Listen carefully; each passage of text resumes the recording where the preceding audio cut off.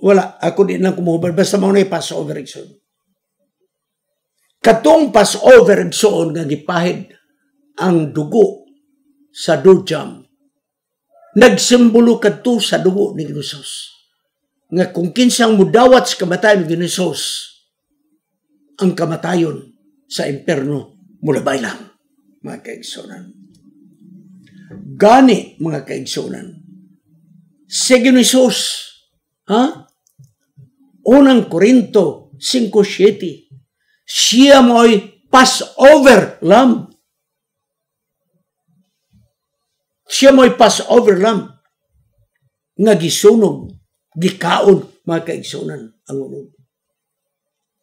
Muna ang pinaka mga tuig tapos kamatayon ng Hesus o sa pagkabanahon ng Hesus, si Pedro mingon, nasayod kamo nga sa milabay nga mga panahon, kamo nagkanibuhi sa walay pulos nga kinabuhi, kainyo kining napanunod sa mga katauhan sa inyong mga katigulangan. Apan karon kamo giluwas na gikan ni atong kinabuhi nga walay pulos. Kay kamo gipalit dili sa mahanaw nga bulawan ug salapi. Apan gipalit kamo sa dugo ni Hesus. Sa bersikulo 19 yung kamo gipalit sa dugo nga bililhon sa kamatayon ni Hesus. Nga mao kini ang pure ug hingpit na karnero. Igsoon, mao ning kahulugan sa halad nga sinunog. Kamatayon ng Hesus. Kaya bayad sa sala, kamatayon.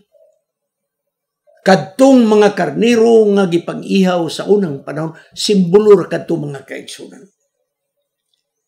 Kay si Hesus na imong katapusan nga adan, unang Korinto 15:45. Si Adan na pakyas, apan Adan nga ikaduha, nga wala mapakyas, nagmalampuson, nagkinabuhi sa hingpit nga pagkinabuhi. Kay gipakita ni Hesus ang hingpit nga pagkinabuhi sa Dios, ang himaya sa iyang amahan diha kaniya. Mao nga miingon si Hesus kang Filipi, kung kamo nakakita kanako, kamo nakakita sa akong amahan. Juan 14:9. Karon igsoon si Hesus gilansang sa cross. Balo mo igsoon? Gilansang si Hesus sa Kalbaryo sa cross. Passover kadto nga feast. Tanaw igsoon. Siya gyud mo'y Passover igsoon nga halad. Namatay siya sa Passover celebration sa Israel. Nagpakita mga kaigsoon nga siya mo'y tinuod gayon nga Passover sacrifice. Ang tanang mga mananap nga halad, didto igsoon natapos kang Hesus. Kay gusto ni Hesus nga mapasiguli ang kahimtang sa tao, nga didto sa tanaman sa ili nawala. Ngang tao makakita sa Dios, makasulti sa Dios, naong ug naong. Apan sa diha nga nakasala ang tao, nawala ang maong naong por naong nga komunikasyon sa Dios ug sa tao. Nawala. Busa ni ini mga kaigsunan. Gusto sa Dios nga siya masuod nganhi kanato. Gusto siya magkaigsuod kanato. Apan adunay problema. Kaya kung kita mahimong suod, makaadto siyang atubangan, mga matay kita sa iyong himaya. Dihig so tanaw, Salmo 5:4. Kay ikaw, O Diyos, wala malipay sa mga binuhatan sa dautan. Sila nga mga tao nga nagbuhat o dautan, dili mabuhi sa imong atubangan. Ang tao nga magkasala, dili makaduol sa atong Diyos tungod sa iyong himaya. Apan gusto sa Diyos nga makigsuod ka na to. Diyos ang nagsulbat, igsoon.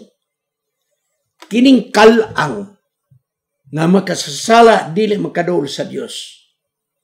Gisulbad sa Diyos, pinaagi sa dakong gugma. Ang gugma, mo mong latayan, mga kaigsunan. Salmo 5:7 na giyon. Tungod kay imong dako ug katingalahan nga gugma, mo'y nakapahimo kanako nga makaduol ako sa templo, tungod kay ako mahadlok ug matahog kanimo.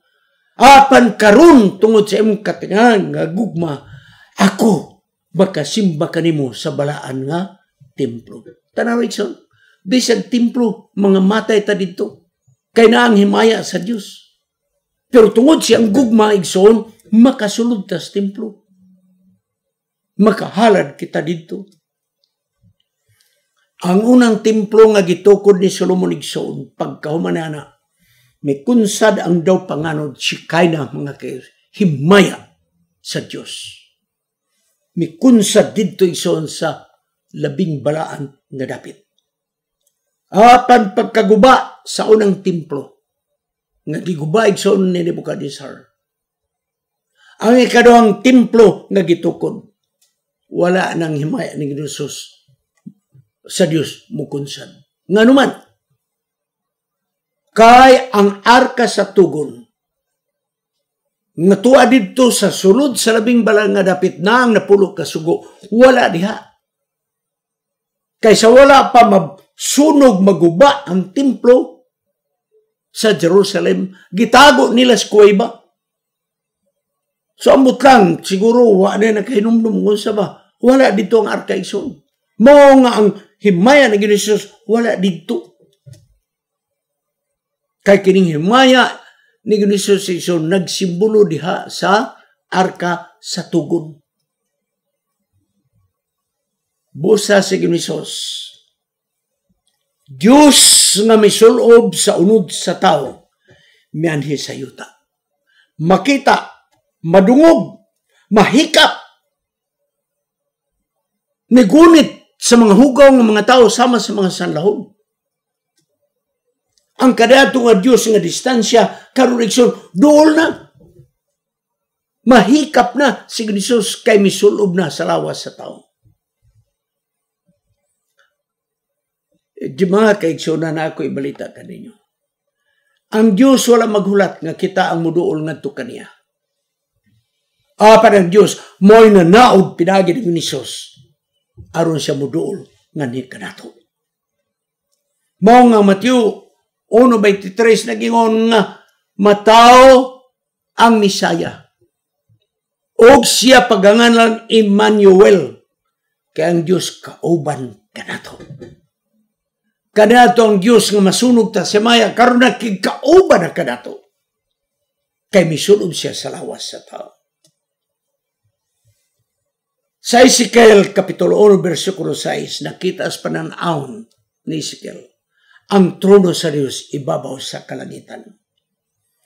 Ang Isaiah 5:1, si Isaiah nakakita siya ang damgo ang trono sa Diyos.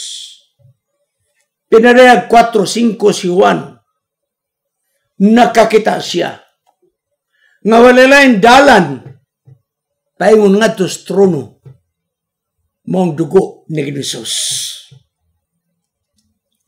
Matag pananawon ni Ezekiel, ni Isaiah, o ni John mga kaigsunan. Kanunay ilang nakita nga ang Diyos balaan. Ginadaig sa ang Diyos kalangitan nga siya balaan o balaan o balaan. Gani sa nakita nga pananaw ni Isaiah. Pagsinggit sa manlunda nga naging balaan ng Diyos, balaan ng Diyos. Nauyog ang pultahan sa templo mga kaigsunan. Og ang aso, ang gabon, mitabon sa maong templo mga kaigsunan. Ang pinarag 4:8, misinggit ang mga manlunda og nagingon, balaan og balaan og balaan ang Diyos. Si Isaiah, si John ug si Ezekiel nakita sa ilang pananawon kung unsa ang Diyos kakatingalahan. Tungod nining himaya sa Diyos nga nakita ni Isaiah sa iyang pananawon, iyang naamguhan o nagingon siya, hugaw ako nga pagkatao. Ang ako mga baba puno sa mga hugaw ng mga pulong. Dili ako takos makigsulti sa akong Diyos. Si John usab siyang pananawon. Nakita niya nga walay lain takos nga moable na atong linukot nga balason. Nga gisirhan ni Daniel nga naa na karos pinadayag. Huwag lain makable nini. Gawas sa takus nga karnero sa Diyos. Pinadayag 5:5. Alang kanato nga nahibalo, kung unsa kabalaan ng atong Diyos, diya nato marealisar sa atong kagalingon nga kita wa gyud ay pulos. Wa gyud tay pulos. Kung atong masabtan ang Diyos kung unsa kabalaan, pagtanaw nato sa atong kagalingon, wa gyud tay pulos. Wa gyud tay nada mga kaigsunan. Sa pagunaon na lamang nga si Jesus, mo lamang makatubang sa maya sa Diyos. Kay siya lamang ang bugtong dalan. Diya lamang kag Jesus na kasalalay ang atong kaluwasan. O kining si Jesus nga nakatulay ngadto sa trono sa Diyos, tungod kay siya mo ang karnero nga gihaw sa Kalbaryo sa krus. Busang iyang kamatayon. Mao kini ang musulbad sa akusasyon sa yawa nga ang Diyos mabangis, ang Diyos hakog. Apa dito sa Kalbaryo sa krus si Jesus nga mo'y halad nga sinunog na wala ang isyu sa yawa mga kaigsunan. Kay gihatag ni Jesus ang iyang tibok nga kinabuhi dito sa Kalbaryo sa krus. Pinadayag 5:12. Unya sa diha nga kita mahibalo nga ang Diyos gugma. Nagaluwas kanato, pinaagis kamatayon ni Jesus nga mao ang karnero.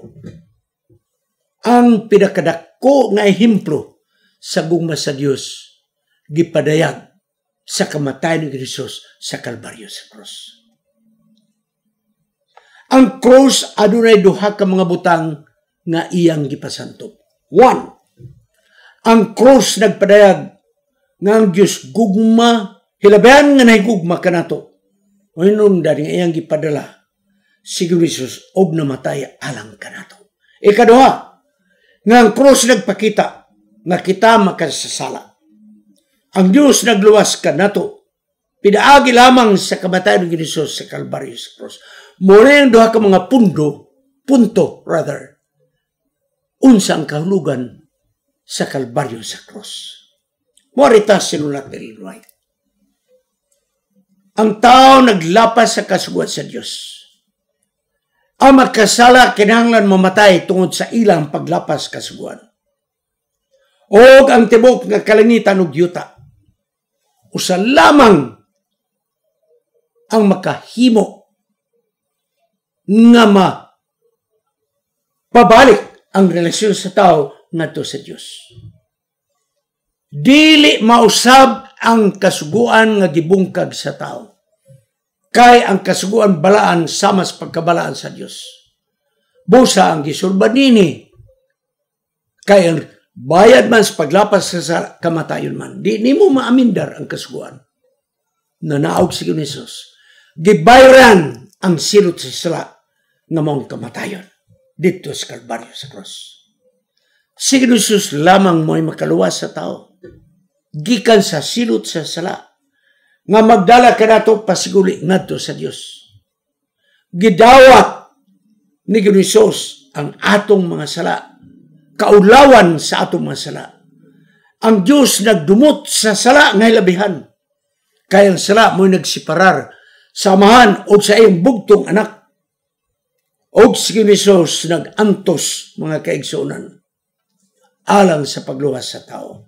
Patters and Prophets, page 63. Wato na tayo sa paghagpat na sa kinatabukan sa atong leksyon. Ang pagkamakasala sa tao mo'y nakapahimong imposible sa tao na makatubang sa Dios naong ug naong tungod kay siya balaan kita magkasala. Ang dili balaan nga tao, dili takos makigatubang sa balaan nga Dios. Busa kining mga simbolo sa mga halad nga sinunog. Sinugdanan kini nga nag-introduce nga adunay katumanan sa mga halad nga sinunog maong kamatayon ng Hesus nga magpasiguli aron ang tao maduol na sa Dios nga di inabulag tungod sa sala. Ang mga mananap nga mga halad kini igsoon nagapakita na makakalas ang sala sa kinabuhi.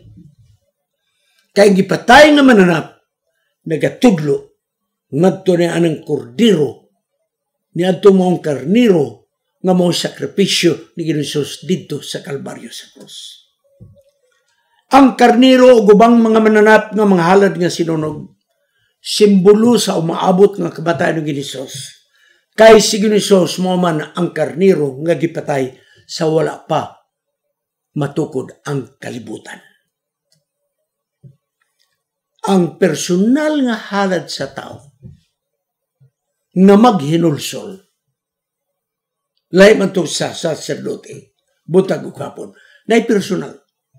Ang tao nga maghinulsol magdalog mananap ng halad. Iyang ipandong ang iyang kamot ibabaw sa ulos mananap. Simbolo nga ang iyang sala gibalhin sa mananap. Ugon niya ang sacerdote mo tunol og kutsilyo nga hait kaayo gyud. Og kining kutsilyo gunitan ni adto makasala ang nadalag halad, siya maoy mugulgol sa liog sa mananap. Di niya dugayon one time nga pagyasyas mga kaigsunan. Sirit ang dugo mga kaigsunan mo, pisik ang dugo. Mangilad digson. Makahadlok, makalilisang. Gisalod ang dugo sa sudlanan. O ang sacerdote, musulod dito sa templo o iwisik dito sa kortina, igsoon. Ang inosenteng nga mananap, maong nagpasan sa sala sa tao. Ingon ini igsoon ka makalisang ang halad. Kay gusto pasabot sa Ginoo nga ang kamatayon ng Hesus mangilad, makalilisang, mabangis. Inhuman, mo ni accusation sa mga tao, inhuman ka ng mananap na imong patyon. Yes, tungkol kay kamatayon ng Hesus was inhuman. Unfair sa mananap, tungkol kay kamatayon ng Hesus was unfair. Busa mga kaigsunan kini makalilisang nga kahimtang sa paghalad sa tao nagapakita lamang nga sa umaabot dunay mangilad o makalilisang nga kamatayon ni Hesus sa Kalbaryo sa krus. Kining talan-aon nga makalilisang puno sa kasakit sa mananap, dugo nga may buhagay, nagatudlo kini sa pagbuhagay sa dugo ni Hesus sa kabangis sa tao dito sa Kalbaryo sa krus. Ang sala makalilisang, dili nato ni alang-alangon pagbuntog. Di kinahanglan ato ning atubangon sa seryoso nga pamaagi. Kang sala makapahugaw ka nato. Mo'y nakawala ka natong bili sa atubangan sa balaan nga Dios. Apan salamat ni Hesus na siya mo'y karnero nga gihalad, nga siya mo'y nagtulay sa hugaw makasala nga tao, nagtulay ngadto sa balaan nga Dios. Igsoon ang kaluwasan sama ni alas pagtapos. Ang tao nagalutaw sa dagat, nagakaunlod, himalat yun ang mga tao. Apan ang kaluwasan, pinaagi ni Hesus, daw samag salbabida, giitsa ngadhi sa kalibutan. Niya na salbabida nga giitsa kanato. Ang kamatayon ni Hesus. Ato baning gunitan o ato baning isalikway? Ang desisyon imo ug ako. Ang salbabida gihatag na sa Dios didto sa Kalbaryo sa krus. Ato baning isalikway o ato bang dawaton? Ako mag-auhag sa matag usa. Dawaton na itong kamatayon ni Hesus. Kay mo rin salbabida nga magadala ka nato gikan sa pagkalumos nato ning sala. Magadala nga to kanato sa kaluwasan nga muduol kita sa atong amahan nga langit nun. Magapo kita sa pagtapos. O Diyos among nasabtan, unsa kabangis ang mga halad na sinunog. Dugo nga mobuhagay. Yasyasan ang liog sa maong mananap nga gihalad sa makasala. Mangilad makalilisang. Apan karon among nasabtan, nga makalilisang ug mangilad nga kamatayon sa mananap, nagatudlo ngadto sa mangilad usab makalilisang kamatayon ni Jesus. Niya na ang kaluwasan gihatag na sa kalibutan. Gunitan kini namo Dios. Gunite kami. Hatagi kami sa pagtuo. Mahalutayon hangtod sa imong pag-anhi. Kining tanan among pagadawaton sa ngalan ni Jesus manluluwas. Amen.